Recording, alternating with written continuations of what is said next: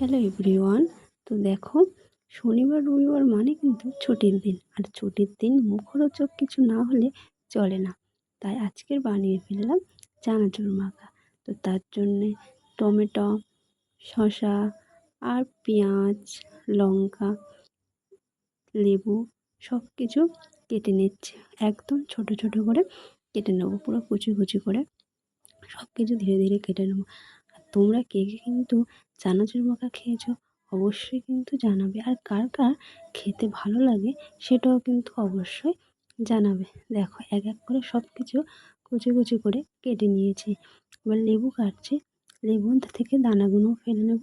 নিয়ে দেখো, আমার সব কিছু কাটা কমপ্লিট হয়ে গেছে। এবার এগুলো মাখানোর পালা, দেখে নাও। আর এবার দেখো কত সুন্দর লাগছে খেতে। এবার একটা ছোট বাটি নেব, তার মধ্যে শসা কুচি, টমেটো কুচি, পেঁয়াজ কুচি আর লঙ্কা কুচি দিয়ে, আর তার সাথে একটু হালকা পরিমাণে লবণ দিয়ে নেব, আর লেবুর রস দিয়ে নেব। নিয়ে একটু হালকা করে মিক্সড করে নেব।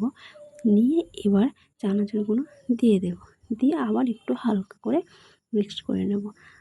দেখো, আমাদের চানাচুর মাখা পুরোপুরি কমপ্লিট। কেমন হয়েছে